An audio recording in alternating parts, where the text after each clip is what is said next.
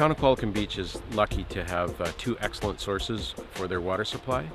One is here in the deltaic deposits of the Little Qualicum River, and the other is in glacial sands and gravels that are deposited at elevation south of town.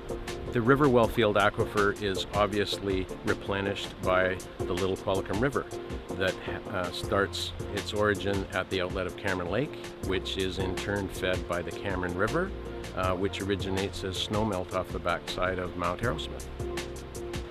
In the case of the Berwick aquifer, rainfall falls on the ground, eventually infiltrates and makes its way down to sands and gravels that were probably laid down somewhere between 2 million and 10,000 years ago by past glacial action and the sculpting of ice and water.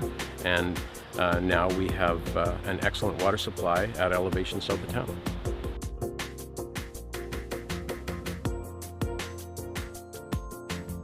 The town of Qualicum Beach currently has 9 production wells. We have 5 down here at our river well location. We have another 4 at our Berwick well location. Behind me here is a typical pump house for the town of Qualicum Beach. This is river well 1A. This particular pump house is about 80 to 90 feet deep. It has a 40 horse electric submersible motor and pump assembly on the end of a pipe. So when our SCADA system calls for water, our pump will fire up and we'll pump water to the surface. As soon as it gets to the surface, that's where we start metering our water. After the air release valve, we pump our water through to our UV system. Our UV reactor uses 3 1,000 watt bulbs. What UV actually does is if there is microorganisms or bacteria in the water, the UV light will actually render their reproductive systems unable to function.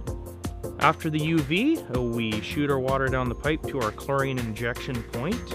We use sodium hypochlorite, which is liquid chlorine, a very, very minimal amount.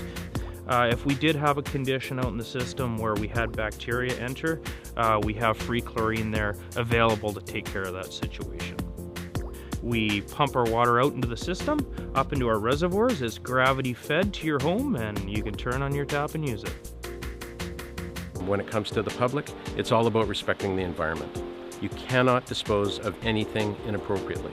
That goes from like dog poop to automotive fluids to fertilizers and pesticides and herbicides.